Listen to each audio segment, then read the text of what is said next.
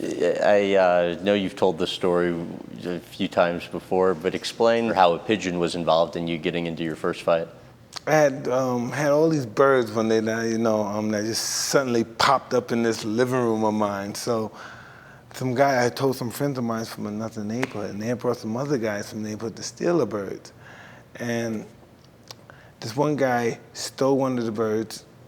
After I got my mother, this is like a little whim. I got my mother to get my birds. Mom, help me. Right. And one guy put a bird in there and ran out. So I ran after him. Please give me my bird. Please, can I have my bird? Oh, you want your bird? First smack me. You want this? And the bird ripped the bird head off, hit me with the bird, threw blood on me, smacked me around. So my friend said, Mike, fight him. Don't be afraid. Fight him. And if he beats you up, I'll help. You know what I mean? He never planned on jumping in if I got my butt kicked. I know that. But I just fought, and it's not like I was sensational. I was just flaring away, and I guess I hit him more than he hit me, so I won, I guess.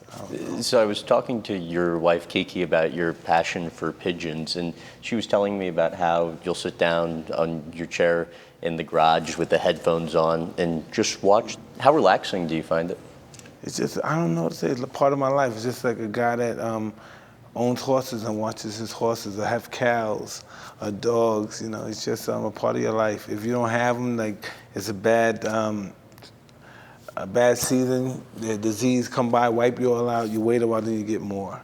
I have too many as it is now, so I'm waiting for them to have the eggs, to have some babies, and then I'm gonna get rid of them and just raise the babies, because I have too many now. How many do you have? I don't know, I may have 100 in there, and that's just too much for my garage, And that's the habit of sometimes having a hobby is a possibility, especially if it's livestock. You may have the tendency to collect too many of them. It's 100 what you have altogether, or do you have more?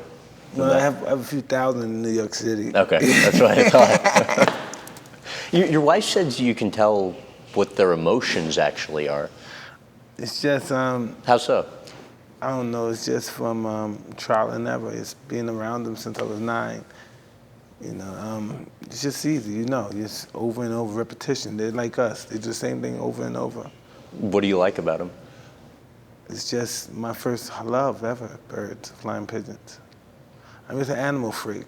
I know it sounds weird, I'm an animal freak. Even though Peter's always kicking my butt, but I love animals. Maybe I don't always know the best routine on how to fix them when they're sick or anything, but this is just what I love. I love animals. What sort of caretaking's involved for them? It's a lot harder than you may anticipate. They all need, they have to have this serum for all the medicine. Like if you look at my refrigerator, you may see a whole conglomerate and dynamic of just animal medicine. Really? Yeah, it's very important. They're very temperamental, their immune system, and they'll fall to pieces any moment. How much do you enjoy breeding them?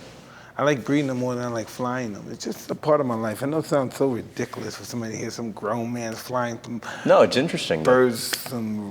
People think of them as rats with wings, but it's something that's cultural more than a hobby. It's just people's culture. This is just what we do. What's a race like? A race is like somebody packing up a crate of a truck with probably 1,000 birds. Depends on the race. 300 birds, 3,000 birds. And we let them go, and we see who gets there first. It's really amazing when they open up the hatch and like all these pigeons, just thousands of them just fly. And people might not understand this, but you can take them 600 miles away, Well, right? And they'll still come back to your coop? They're birds that have flown longer than 600, but the record is just for 600 legally, where the birds is usually able to fly in one day. Anything more than that, I guess they're gonna consider it animal cruelty. How about the pigeon you've had that has lived the longest? Oh man, I think I had a 14-year-old bird before. See, the oldest pigeon I have now is a 2001 now. But I had 2001, yeah, but I had a bird for 14 before. How about the one you became most attached to? Or is there that attachment there? Yeah, there's one bird in there that I'm attached to, and this is really crazy. It's a solid white bird, and I really don't like solid white birds that much because they draw too much attention for birds of prey and stuff. But I had this bird since 2001, and he's just it's a super stud guy. He's been around. I had him and his brother, and they just produced a lot of cool birds. For more clips from this interview, visit GrahamBensinger.com.